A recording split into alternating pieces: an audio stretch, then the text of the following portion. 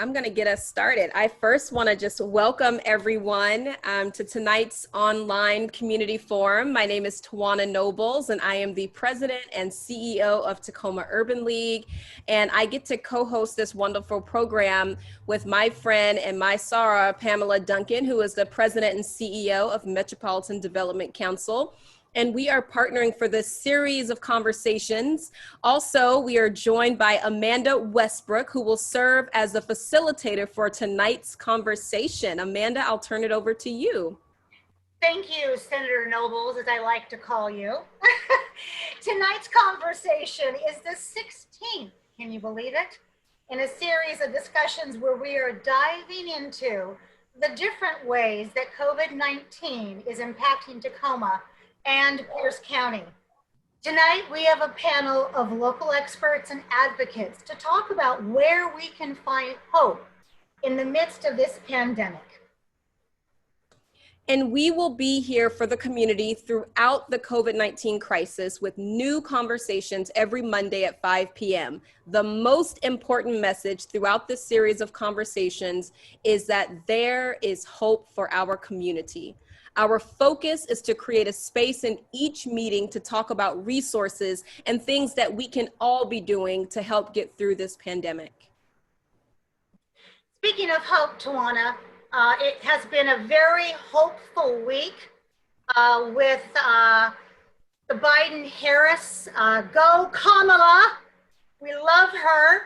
And so I had to think about, last time I ever felt that kind of hope was when my president, I'm speaking as Amanda Westbrook, Barack Obama, was in office. So I looked up a quote of his, and this is what it says.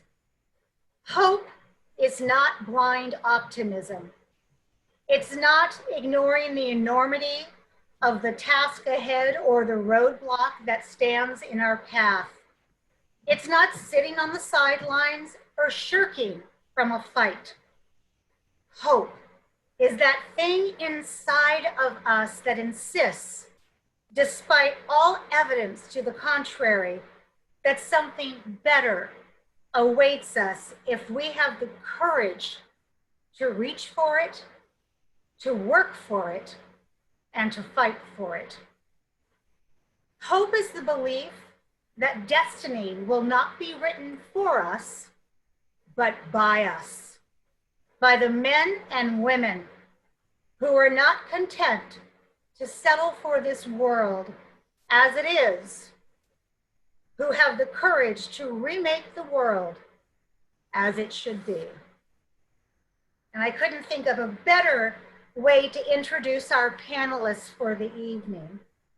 As a matter of housekeeping, our conversation, you will be able to submit your questions, which will be addressed by our speakers using the question and answer function in Zoom. We cannot promise that we will have time to consider every question, but we will make our best effort to get through the list in our allotted time. As a matter of housekeeping and for the security of everyone on this call, everyone's mic has been muted and we are not allowing anyone to share their faces on video. We have also disabled the chat function, so please submit your questions once again through the Q&A function. Our panel for tonight, I wish I had one of those applause meters to go off. Dr. Marcia Tate Arunga, Evergreen State College, Tacoma Advocate Dean. Welcome, Dr. Arunga. Well, hello, good evening. Always happy to be here with Straight Talk. Thank Great you. to have you back.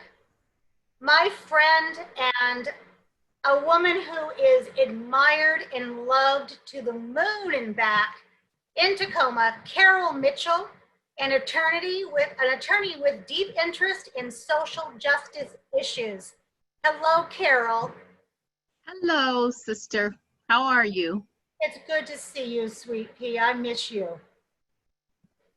Maureen Howard. Hello there, Miss Maureen Howard. You are the Senior Policy Analyst with the Tacoma Pierce County Coalition to End Homelessness. Welcome, Maureen. Thank you. Thanks for inviting me. It's great to have you here. And the peanut butter to your jelly that comes across my email every single day when I get my Tacoma Pierce County Coalition report. Garrett Nyland, co-chair of the Tacoma Pierce County Coalition to End Homelessness, and a man who makes percentages tug at your heart. Welcome, Garrett. Thank you. I'm loving all the love. That's what Straight Talk is all about, baby.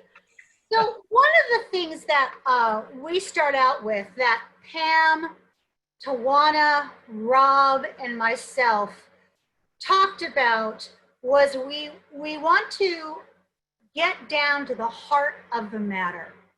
My job as your facilitator is to ask the questions and to listen.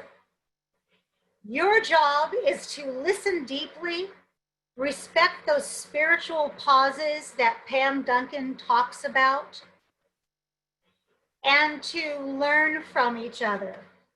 So the first question that we ask for everybody, except for me, and except for our wonderful tech host, Rob Huff, is how is everyone doing today? How are you in your heart? I'm checking in. I want to know how you are. And anybody can jump in. I will start us out. I am, this is Tawana Nobles. I am warm, but grateful for the short summer that we get here in the PNW. I try not to complain when it gets this warm because we get so few of these days. But my heart is in a really good place, a place of gratitude. You know, my family is in good health. We are, you know, anxiously preparing for the start of the school year, but my kids are well, my family is well. And I'm excited for this conversation tonight. I know there is so much work that we still need to accomplish as it relates to rebuilding our community in this pandemic. But there are wonderful community members like those of you on this call tonight who are working hard on behalf of our unhoused community members, our students, community members of color, and all of the groups that we know are suffering right now. But those of us who have resources, who are in position to help, that is what we do every day. So I look forward to sharing some of those opportunities to support community and to learn about the amazing work that you all are doing tonight. Thank you, Tawana.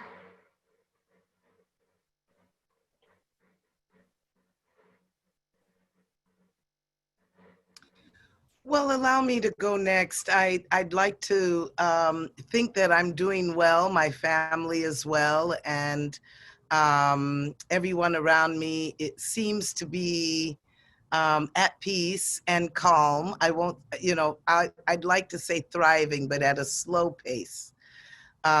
What I can't help but thinking, though, is the number of people we have lost to COVID.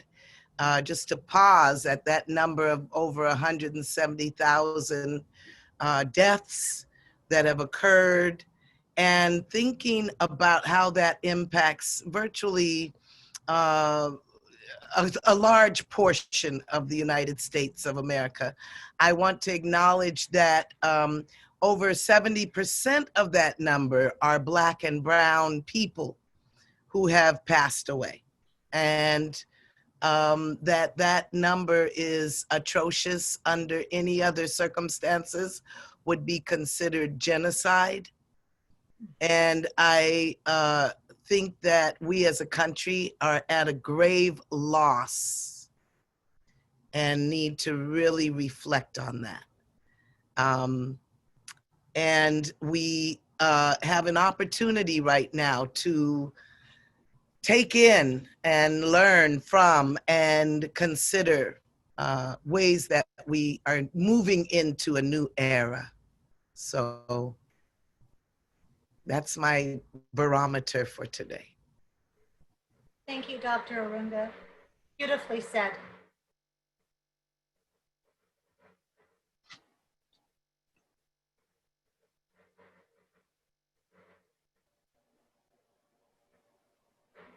I will, with permission, go next and just say I am in a very unusual space because my favorite people are leaving me.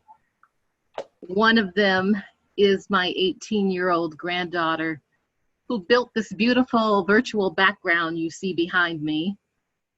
She's heading off for public service, first of all in Detroit, which I think is fabulous, and then on her way thereafter to start her academic life at Brown University in Providence, and starting there in January of all times of year. So it's going to be very cold. And just thinking about the fact that she's launching in the middle of a pandemic, that she and so many other young people were deprived of their senior prom, their graduation ceremonies, all of those highlights of senior year that all of us, hopefully most of us, had to enjoy, were the casualties of a pandemic that was merciless when it came to celebrations and gatherings that are so much a part, at least of African American life, and I'm sure of in communities other than my own, not being able to gather to honor the death of my brother who died one day before my mother's birthday and Mother's Day. Those kinds of things, you know, that restriction on gathering has been such a loss. It has given me a sense of loss. And yet we have found ways to celebrate, to love. We have learned how to master this technology as a way to keep us linked together and connected. And so I'm grateful for that. Sad about losing people in my own family to death and then on to better things in their lives. And yet happy that before Ayanna left, she has schooled me well on this technology and how to stay connected. And so I'm grateful for that and grateful to be here today. Well, Carol, we wish her well, and we know that she comes from great roots. She's anchored, but she's definitely an eagle. She's going to soar way far away from home, I'm afraid. But thank you for that. All right, either Garrett or Maureen. You can go, Garrett. All right, I will go, Marie. I thought you were going to jump in. Yeah, I'm sort of in a weird transition place right now. I'm leaving Catholic Community Services at the end of the week, and I'm taking a job up doing software engineering. So I've got all this sort of sense of abandoning sort of where my heart is with homelessness a little bit, and excitement about going back to a career that I did 20 years ago. So yeah, that's kind of where I'm riding, is that the sense of change is in the air right now. So. Well, I'm hot. My 100-year-old house did not come with air conditioning, and I'm hot. The virus is on my street. I live in a low-income zip code. The family across the street knew their rights, but the landlord was so abusive that they elected to leave. There have been squatters there. I don't know if they'll be back or not. The professional woman who lives down the street, when she got the virus, they were fortunate that they could either bring or get a decent sized trailer, which exactly fits their backyard. And she's been able to quarantine away from the rest of the family in that trailer. And the neighbor's adult daughter is off work for 2 weeks because the manufacturing plant where she works in Pierce County does not dare shut down, because they've been told if they do, they will no longer have anybody to sell their product to. And so the virus is very real on my block.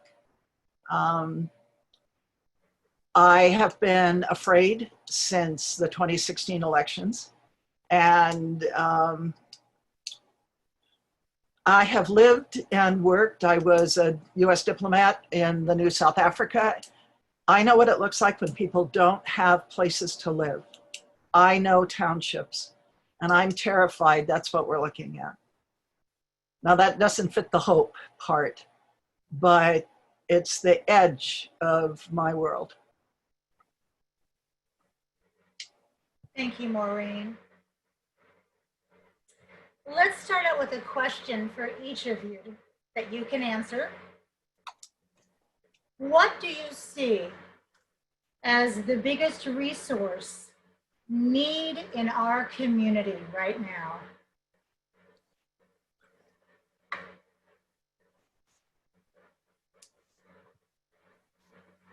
I'm going to jump in, and I just want to talk briefly on the homeless side of things. I think this may not be the biggest, but what's most apparent to me is the complete lack of places for people to be during the day that are experiencing homelessness. If you say there's thousands of people, and they used to have libraries to go to, they used to have homeless shelters that were open during the day, they used to have Starbucks, they could go use the bathroom.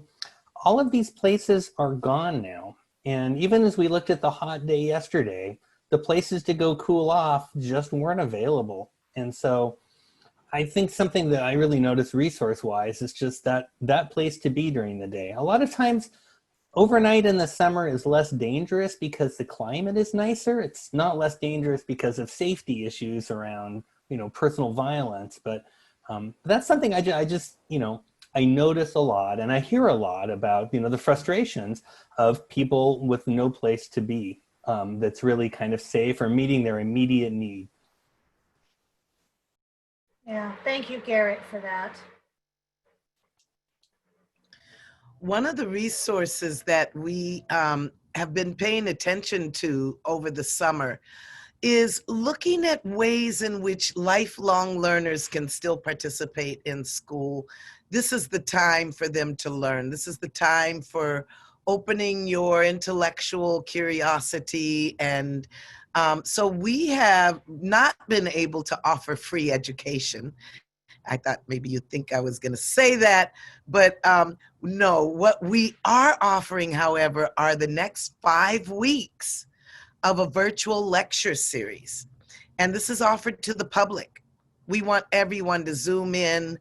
It may not settle the problem of homeless who are not virtually connected, but if you are virtually connected, we offer you a platform in which you can learn from some wonderful figures in the Pacific Northwest, a few elders, like, of course, Dr. Maxine Mims will finish out the lecture series. Dr. Joy Hardiman will talk about the cultural icons she brought to Evergreen on the outside of the building and the inside.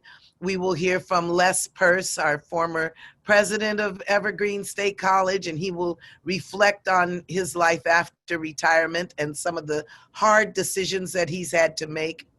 And as people are listening to these, tomorrow, actually, we're going to open with Ramona Bennett of the Puyallup tribe, yes, and we are going to hear from her and do a land acknowledgement, just beginning but we will always have an embedded writing component in this learning opportunity. So if people are writing something, working on something, they get stuck, we will have writing coaches there that can work with people who are interested in pursuing their writing and making it better. So we're looking at the quality of learning, the quality of education, how to make it more accessible to people who are not necessarily banging down the door to go to enroll, which we also welcome, but more so, how do we all participate together as a community in lifelong learning? And I think that's what we're trying to achieve. So when I think about the resources, that is indeed a resource we hope everyone will take advantage of. Oh, Dr. Arunga, that is the definition of hope. I'm hoping that we can, if you have it handy, it's not too distracting, would you put the link to that in our chat for our listeners so they can take a look at it and take advantage of such a great gift? I will certainly do that. Thank you. Oh, you're going to be sorry you invited me on this panel, I'm afraid. So Garrett took part of my response, but I think the biggest need right now is water, frankly. And it does not seem to be anybody's responsibility. And it seems to me that water in a pandemic ought to be, given the number of people we know are either without shelter or are marginally sheltered. A car does not cut it for me as shelter.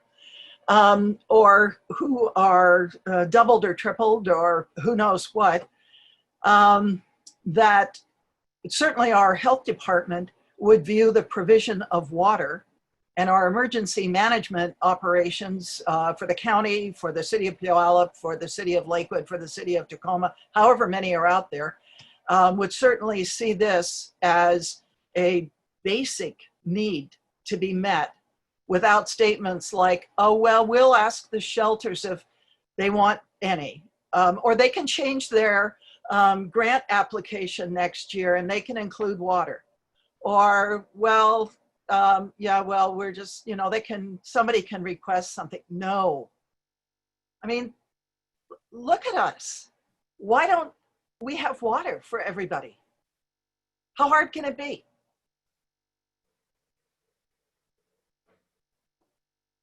Maureen, I will never regret hearing your words of wisdom.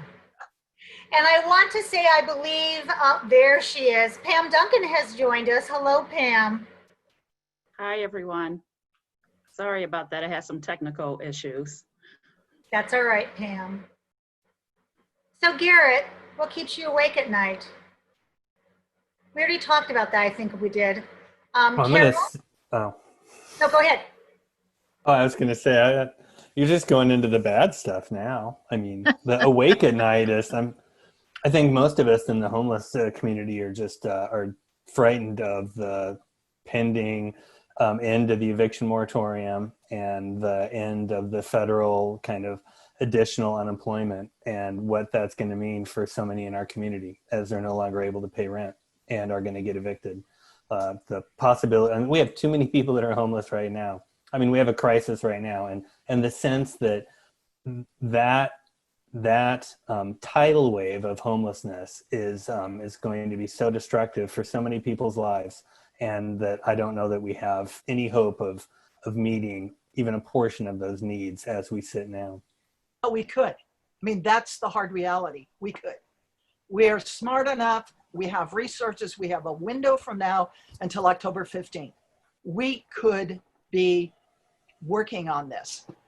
And some of us are. Yes.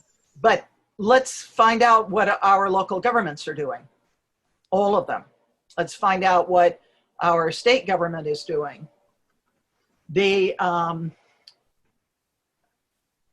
Yeah, enough. And I'm going to skip to the last question, and then I'm going to stop talking for a minute. But there's this obsession when our community, not obsession, a focus on the number of cases of COVID-19. Like some of us look at those statistics on a regular basis, right? As a community, we are producing how many people got COVID-19 yesterday? How many people entered a hospital this other day, right? The statistics that we probably need to be focused on, right? And we look at those statistics so we can make changes in our behavior so that we reduce the number of people that are getting COVID-19. And when we're talking about people becoming evicted, right, we really need to obsess over those statistics too. Like as a community, we need to really pay attention to the flow of people out of their homes. How many people received a rent assistance payment last week? How many people asked for a rent assistance payment last week versus the week before, versus the week before that? Guess who knows that? Oh, nobody. Right? Like that is so important right now. Like that's our opportunity, is to monitor what's going on and then get the resources where they need to go. And we're putting resources out, but we have no idea how much we're going to need. And we're not monitoring to see those moments of change when we're going to have to really ramp things up. So And it's nobody's job. That's the worst of it. You can't go to one place and find out where you could find shelter because it's nobody's job to actually keep a record of where the shelters are. The city will say, well, these are the shelters we fund. And the county will say, these are the shelters we fund. And the private funders say, well, that's not our job. It's somebody else's. No, it isn't. These are basic human rights. And it's time we got serious about it. Eviction is one thing, all right? We're gonna flood the county by next week with another $12 million in the emergent eviction rent assistance program coming from the state. It will be a drop against what's needed, but it is $12 million more than we ever imagined, all right? What are we doing to prepare for the fall? We're gonna have flu season and we're still gonna be in a pandemic. Now, if you're in the Hamptons, apparently, according to the New York Times yesterday, for $500, you can get an on-the-spot COVID test. So you can go to that party with your AA, AAA, quadruple A list friends, all right? Or if you're in the NBA, you can get tested every other day. You think somebody in an encampment is being tested every day? No. You think that that the law enforcement knows where they are and wants them to move on? Yeah.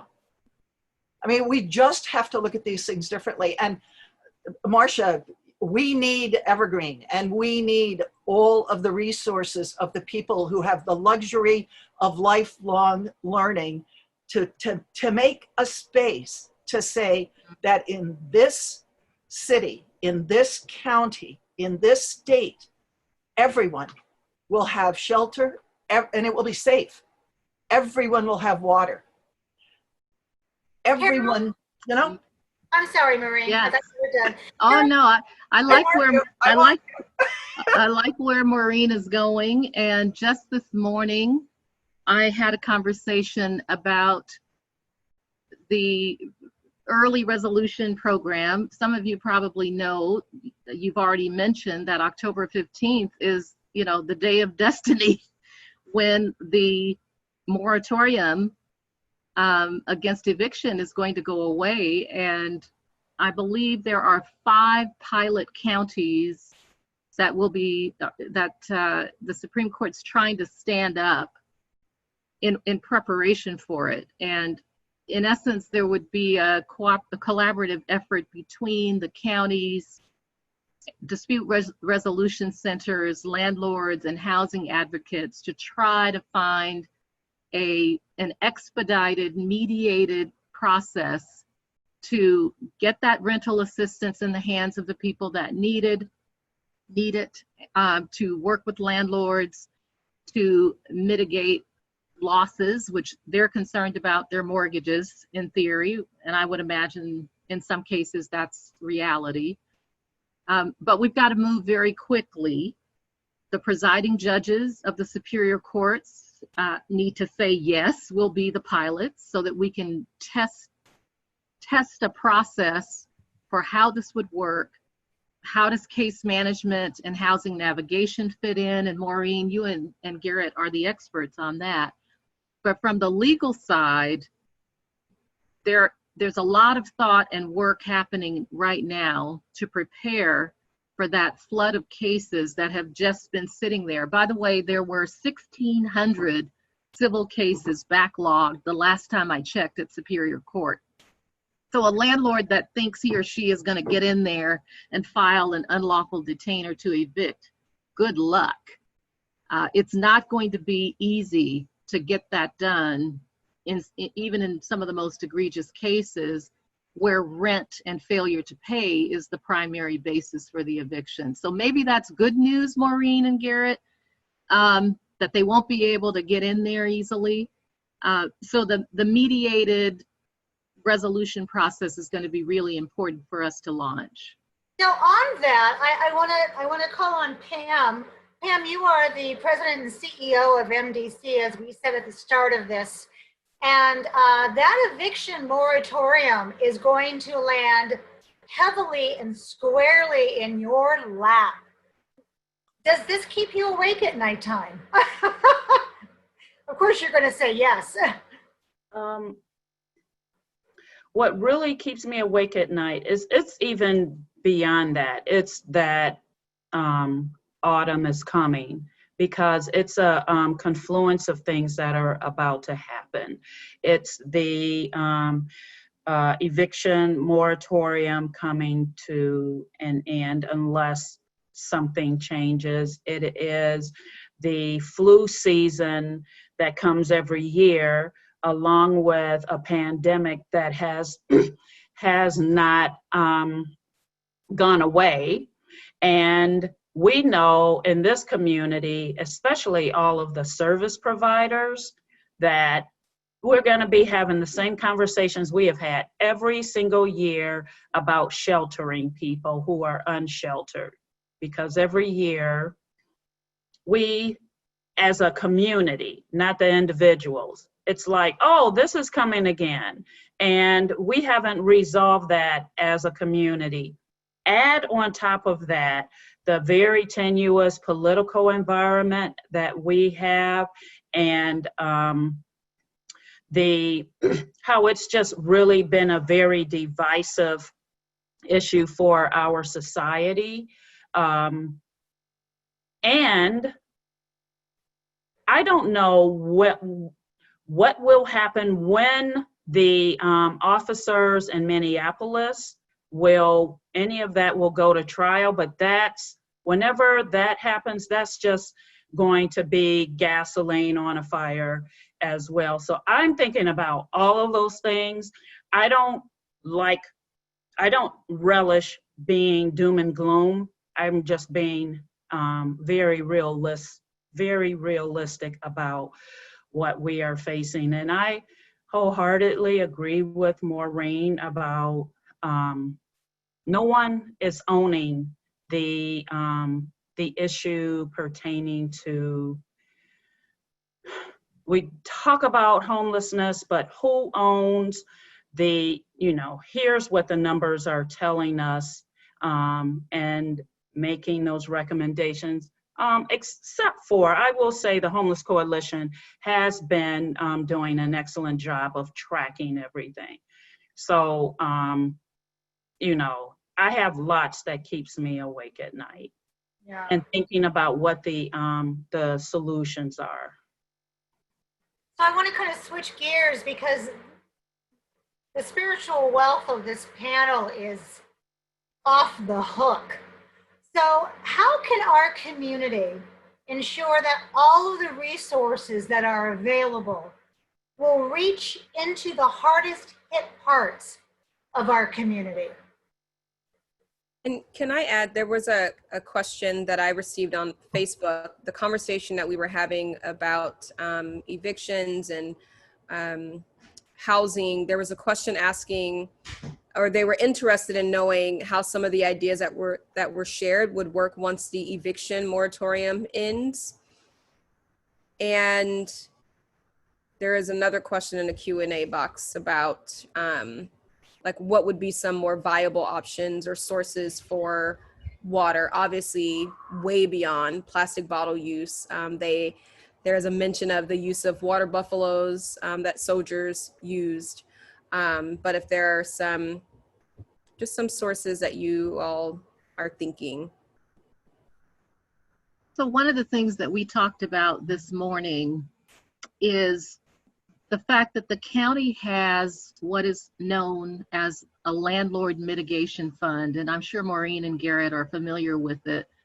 It's really difficult for landlords to use, but in essence, it's sort of an insurance policy that housing providers like to have in case they rent or lease to someone who damages their property or leaves without paying rent.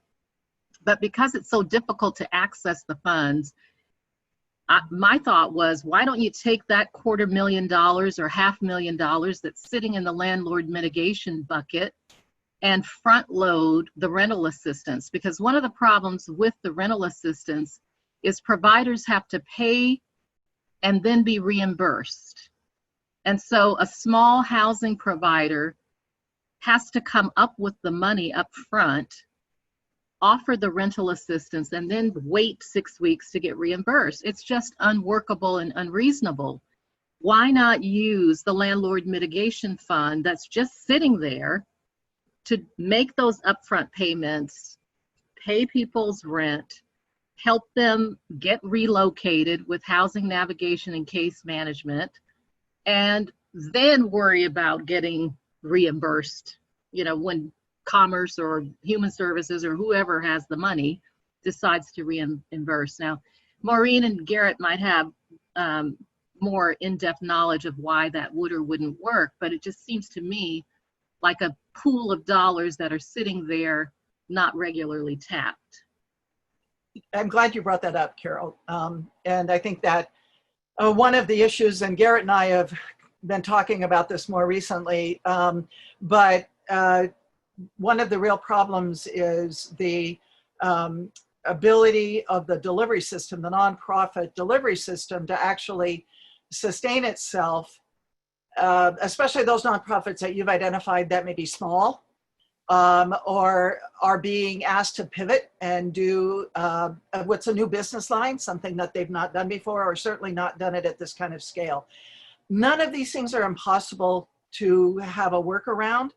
The Landlord Mitigation Fund is at the state level. I think there's one at the city. I didn't know there was one at the county, but money like that, it just all depends on what the strings are in the money. But the other part, there are two other parts. One is that the nonprofits have to have the space to be able to look at their, in this case, just their financial capacity and say, if we're going to cut 100 more checks a week, this is what we need to be able to do that. This is how fast the money needs to turn around. Now, the county will turn around money within a week if need be, but they've got to know, and the nonprofits got to know you can do it. So there are conversations that have to go on that I suspect, I mean, people are just running flat out from what I've seen and just trying to, get through the next day as easily as possible. But it is not impossible. I mean, you go to private funders and set up a pool. If it's a line of credit you need and it's too onerous to go to the bank, go to the private funders and let's get a pool. I mean, there is money here. These things are technical. They can be dealt with. What we have to do, though, is how are you going to know that these resources are available? If you are already in the helping system, then odds are you're going to know. But what if you're not? What if you're the family that's been, or the individual that's had a perfectly decent job and you've done just fine and you made it? Because as long as you had the federal unemployment coming in, $600 a week, if you were at $50,000 a year, if that was your income, you were still at that level as long as the federal unemployment came in. When that ended, July 27th, then you went down to basically 40-45% of your income. Now you can't make it unless you've got a family bank, savings, a working partner, something like that. So I think the real difficult part on getting these resources out, one, they have a fixed life. So we've got to get out over $16 million just in rent assistance, all right? Between now and the end of December. Not one penny of that carries over to the next year. That's federally set up, all right? That's the relief fund. How do we get that information to people who are not sort of the usual suspects? And I've seen the county on Facebook, I've seen the county PSA, but I'm not convinced that enough information is getting out there in the way that sort of normal people get their information. And then when you get it, it ought to be a quick turnaround. I mean, if I click on, if I put my address in on Facebook on a solar ad, it comes back immediately and says, oh yeah, you fit the the physical location for solar on your roof, and I get a phone call within 15 minutes. You sure will. Okay, so we have the technology. We know all this stuff. How do we make the people with the money use it?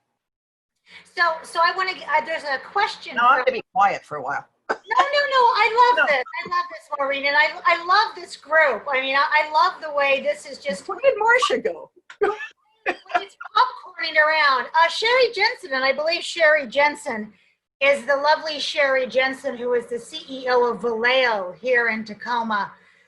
We love you, Sherry Jensen. She says that Paris has a great system in which they expense the cost to instill water fountains all over the city.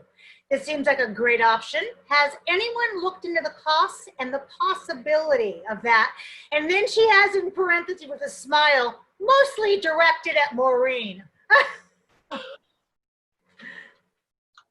You know, I missed part of what you just said. Who's expensing? Paris is. Paris. Yes, Paris has a way to expense. Oh, Paris, as in France. And you mean? Paris, France, yes. Oh, okay. Hey, it seems to me this is a question for Tacoma Water. Mm-hmm. I think it might be, but I think it's a really good idea, and I want to encourage Sherry to continue to follow this to its natural end. But it's also a question. I mean, we can't just think, you know, utility by utility sort of stuff. All right, so we've got a utilities commission. So why don't we go to them and say part of your job is to ensure that water is provided? Somebody also had in the Q&A about using military, and I think Amanda, I think we don't look at the military enough for the good things that they have that we could appropriate. I agree with They that. can set a city up in a number of days. I know? agree with that. We should certainly be able to set up bathrooms and water. It shouldn't be that hard. There's a weird backwards thing to it where we shut down bathrooms in parks that already existed with water fountains that already existed because our sense was that somebody is going to be safer pooping in a business door stoop than they would in pooping in a bathroom that might be shared by other people. And that makes zero sense to me at all, right? So not only is it not something we're thinking about, how do I get a water? So water buffaloes in my military world were trailers, right? You brought the trailer full of water, you left it somewhere, you came and put a new one there when it was empty, right? Easiest thing in the world to do, right? We've actually got water faucets hooked up to the water system that we're turning off so that people don't expose themselves to COVID-19 while getting at a basic need. And you asked the question, why would we do that? And it's because it's somebody's job not to infect somebody with COVID-19 in the park department, but it's nobody's job to make sure that all the people experiencing homelessness get water when they need it. And that's a backwards way sometimes for us to approach things. Well, Garrett, don't you think telling people they can't sleep in the park falls into a backwards way of doing something? Don't get me started, Maureen. You can tell them not to sleep in the park the moment you've got a safer place for them to be. Thank you. If you don't got a safer place for them to be, you know, the parks would be a nice place to do recreation. We need that in every part of our city, but my recreation need is probably just a little bit below somebody's need to be in a safe place near bathrooms for the night. Dr. Marshall, I saw you raise your eyebrow, and I know that there's something going on here. Do you want to jump in? Oh, no, this is a great conversation. We actually have our own row of tents forming on our property. This is what will happen when people are absent and in the COVID times. I think that when they were pushed off of out of the park, there were not enough places designated for everyone to go. So you find people now settling, as it was said, in corridors and alleys and available space. So we too are experiencing that. But not to shift, and just kind of always staying on education, but I also am thinking about, what happens as we are changing as a society?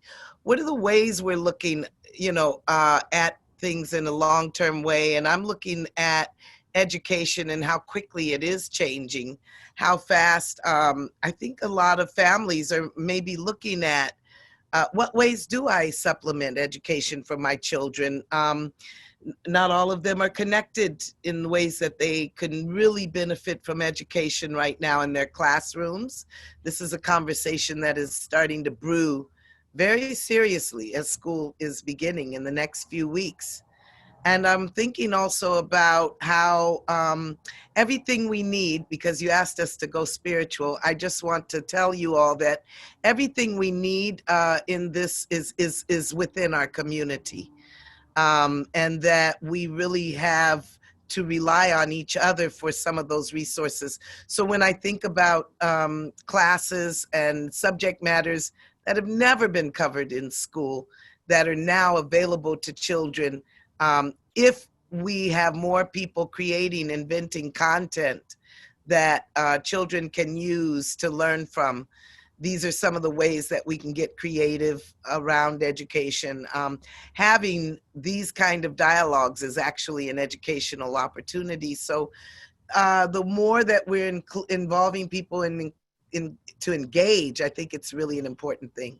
And also to go back to Maureen's earlier challenge when she was like, yes, that's great for the privilege of lifelong learners, which should be a right. Yeah, Yes. absolutely. In this country. I also just want to say that we all have ways. If we look at ourselves as parts of a body, for example, we serve different functions. We at Evergreen being, I think, a hub. We're like a hub where these thoughts, these intellectual thoughts can turn into functional and active projects that will make our surrounding communities stronger and better.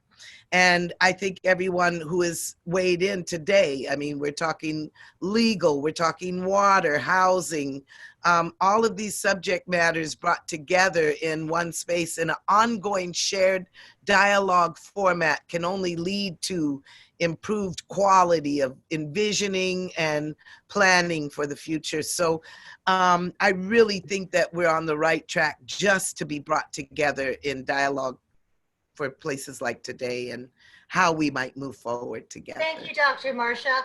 One of the title of tonight's discussion is about providing hope. And I want to ask all of you, what do you see as the most important things related to the recovery from COVID pandemic in our community, as well as what Pam and I agree calls the second pandemic of violence against people of color? So I think I'd like to jump into that because the justice system, of course, is part of the solution. It is partly due to injustice and inequality that the 170,000 dead are disproportionately brown and Black people. That is as much a function of an unequal system as it is of healthcare and, being predisposed to certain genetic conditions. And so I'm thrilled about the fact that part of what's come out of, we call it the George Floyd movement, but the Black Lives Matters worldwide movement, is that lawyers and judges who are in that system, in the justice system, have begun to organize themselves because they are uniquely situated to see that system very clearly, to identify its weaknesses and its strengths, and to correct those weaknesses. LASER, for example, Lawyers Against Systemic Racism, was born June 2020. And entities like the Tacoma Action Coalition that are not necessarily lawyers and judges, but are these emerging advocacy groups that have been born out of a pressure point or a tipping point that's happened as a result of violence. And so I guess that's part of where I find hope, is in this birthing of a whole new civil rights movement. That's what we're in right now. And I have a role to play as a member of the legal community, but Jamaica Scott and a group of 18 to 30-year-olds have also played a role in the way that they've organized protests and used social media to get their message out. And so that's a beautiful thing, right? To be able to respond to a really devastating negative situation marked by violence with something positive, like the work that they're doing. Second thing, real quickly, is you've got Marilyn Strickland running for Congress and leading, and you have Tawana Nobles running for the Senate and leading. That right there, I think what would have happened in the absence of a pandemic and in the absence of a Manny Ellis dying in Tacoma, but it's happening in spite of those things as well, right? Maybe there's no connection between the two, but maybe there is. And so that gives me hope that strong, talented, intelligent, thoughtful women of color are poised to lead us out of this. And then you've got a Dr. Tate over there at Evergreen, right? You've got Maureen and Garrett, who are just hammering at some of these issues that have been a long time challenge. You have Pam sitting at MDC, Victoria's at the City of Tacoma. When have we ever had that kind of political power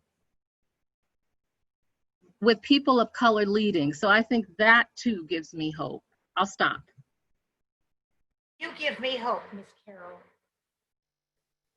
Who else wants to jump in on that train? I do. What gives me hope are people like those whose faces I see right now. Amanda, I don't know where you went, but you're part of it. And it's because we all have a true, real commitment to the community. It's not just lip service. It's not, we're just talking this to be heard or to be seen. And we're very thoughtful about what it will take to address the issues in our community. So I am always looking for those opportunities to partner, to collaborate, and to do those things that haven't been done before that will move our community further. I am right now at the forefront of my mind, in addition to how do we provide supplemental services and assistance. MDC does have additional rental assistance. As Maureen talked about, there's a lot of assistance that needs to get out by the end of the year. But I am also, what's very much in the forefront of my mind right now is ensuring that people are registered to vote and that people vote. And if we have ever thought that not voting won't make a difference, then we are really living out the reality of what happens. And so it's so important that we really promote voter registration and voter education.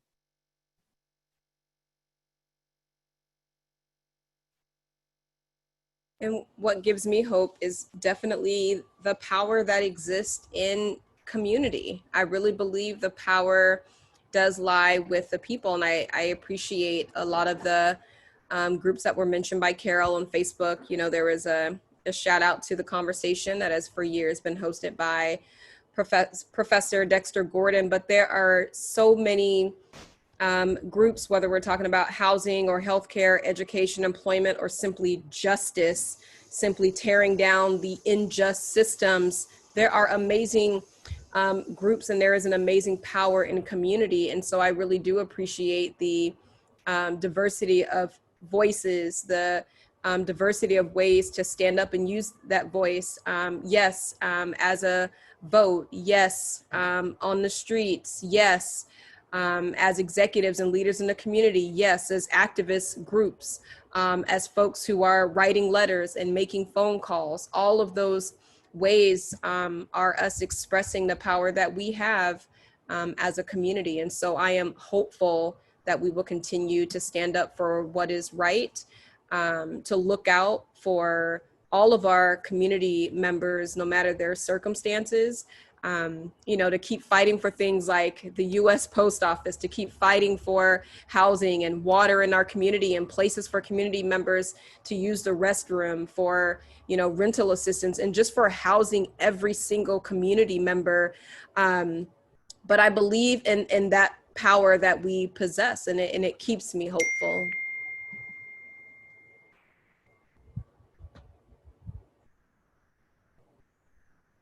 So one of the things that keeps me hopeful is that the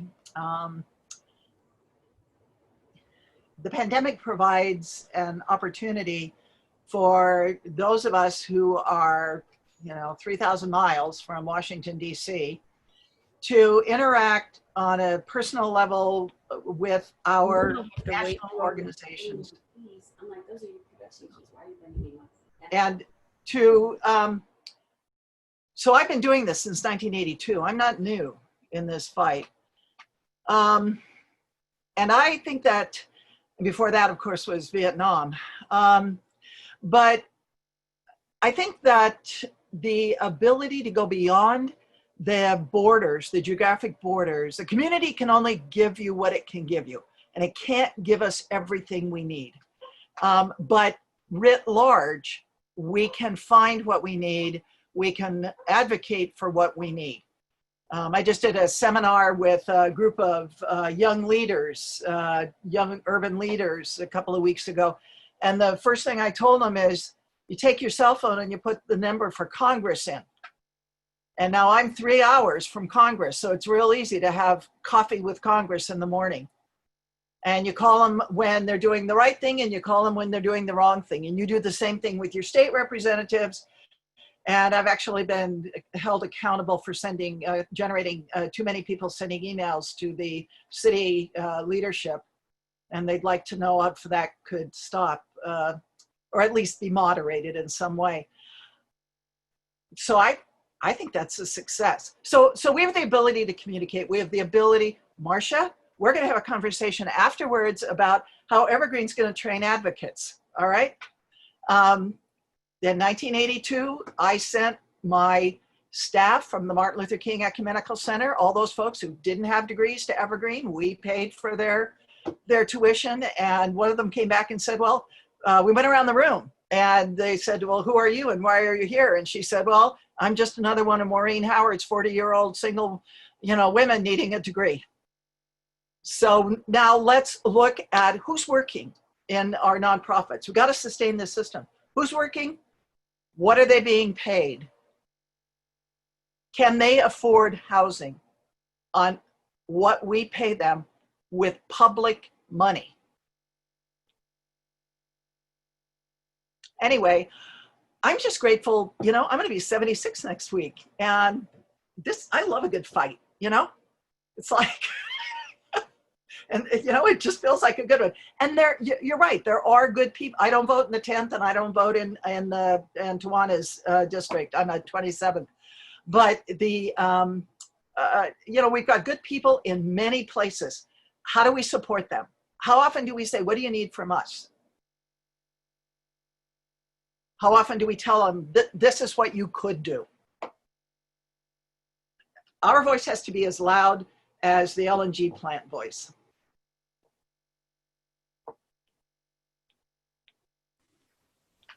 Every morning's another shot at it. I got dropped off the call and I didn't get a chance to hear if everybody had a chance to weigh in on that question, because Maureen leads me to another question, but I want to make sure everybody is heard. So are we ready to move on? I've got one quick thing to add. Oh, please do. The thing that I value, the strength that I think we have is that our community, our activists, they pretty well know each other and they trust each other. And I think when a friend asks for help, they help, and they don't question, they believe, and they back people up. And I think that can take Pierce County places that infighting that exists that I hear about in other communities, even around homelessness, that isn't here in Pierce County. Like I trust what Pierce County government does, even if I don't necessarily agree with how they're prioritizing what they're doing, right? It's like that trust exists in ways that is a tool in our community. And I'm excited for us to lean on that as we try to solve these problems. Well, and just tying that up, one of the places around homelessness that we've created the ability to have that trust is the Tacoma Pierce County Coalition to End Homelessness. So these are not the, directors of huge organizations, although they are welcome. This is anybody who wants to come to the table. And that's an open table. That's an amazing resource. So a small organization with a very narrow focus, an enormous organization, everybody's got the same place at the table. You don't find that in very many places. I'm not sure there's another coalition like it in this state. And that's Garrett. Has been. Could I ask, I want to just jump real quickly on Maureen's wagon here with Dr. Tate, with Evergreen, maybe hosting some rapid response, solutionizing, whatever you want to call it, that would take our dialogue around things like, how do we make sure people have water? To just pose that question in the Evergreen space, academic space, and invite the community into a rapid solutioning conversation and take a list of the top 5 things to Tacoma Public Utilities and Pierce County and say, hey, what about these things? Because I think part of what happens in county government and city government, it's too damn slow. And people are dying in 90-degree heat while we have a study session, take it to the Human Services Committee, rewrite the ordinance, then have the first reading and the second reading. It takes too long. So I'm wondering if Evergreen could be a facilitator of rapid community solutionizing. Oh my goodness, that is so powerful. Well, you just created a whole curriculum in your question. Good. I love it. Yeah, I mean, this is exactly what Evergreen is intended to do. And Maureen, you obviously have that history, that is our intention. So I see a wonderful collaboration coming on, because we have, for example, a course that we've taught a few times called Neoliberalism in the Neighborhood by Anthony Zaragoza, where he takes students around to the different communities to do an assessment and to come back and to talk about where are the gaps and what is missing. And incidentally, gentrification, while rent and eviction is immediate, we must not take gentrification and its impact off the table. Also, when I think about the Hilltop and the number of people who own their homes and lost them, has created and exacerbated the housing issues in Pierce County. So there are also histories behind that have to have healing processes to accompany them.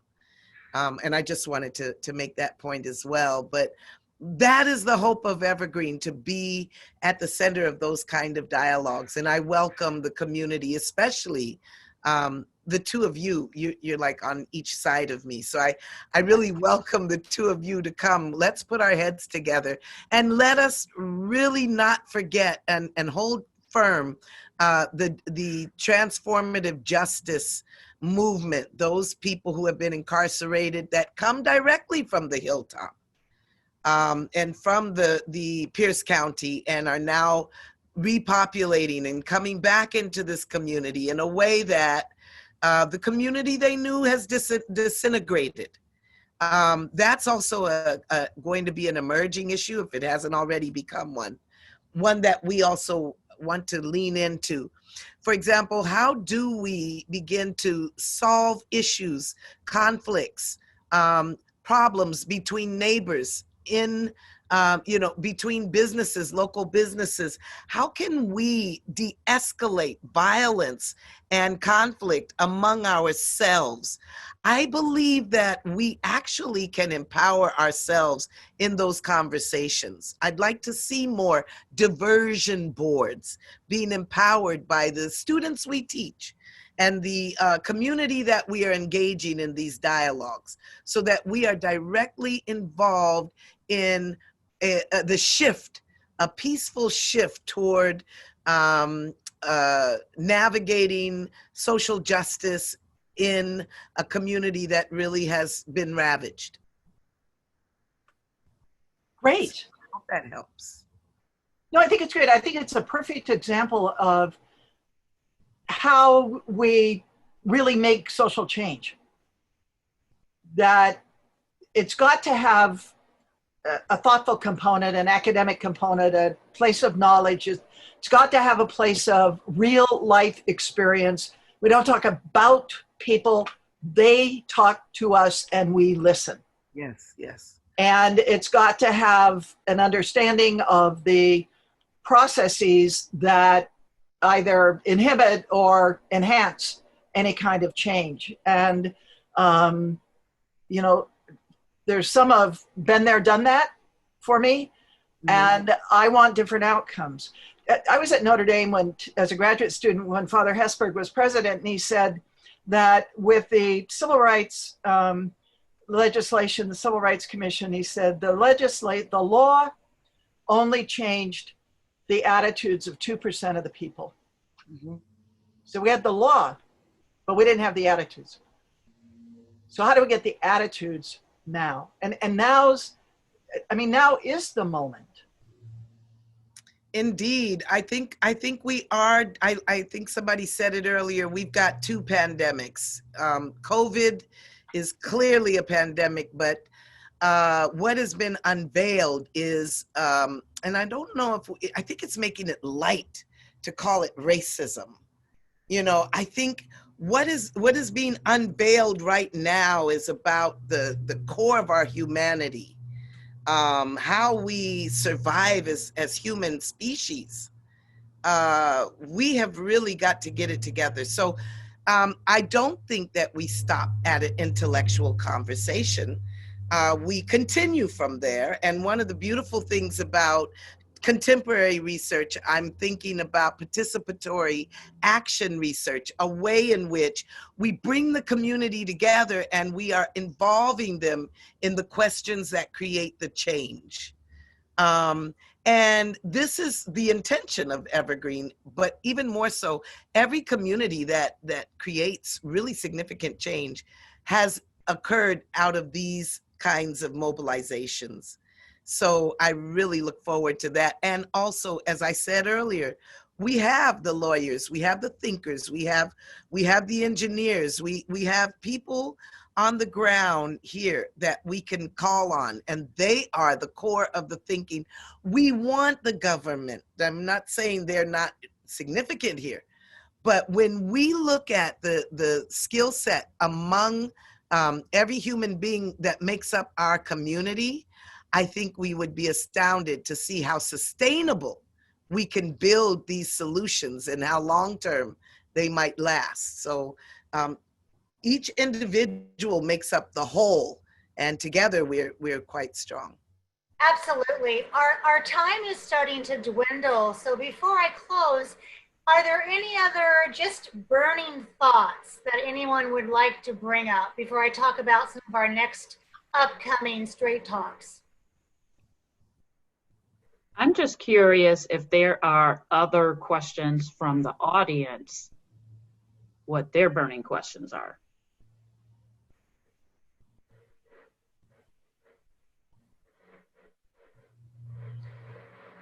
Maybe you can go ahead and announce upcoming topics and we'll see if anybody else There weighs. we go. So some of the great upcoming topics that we have. Next week, what can we do to save the Postal Service? Outstanding. Ensuring children get a sound virtual education in 2020 follows that. And the last one of the three I'll be announcing, the impact of COVID-19 on the economy and what it means for us.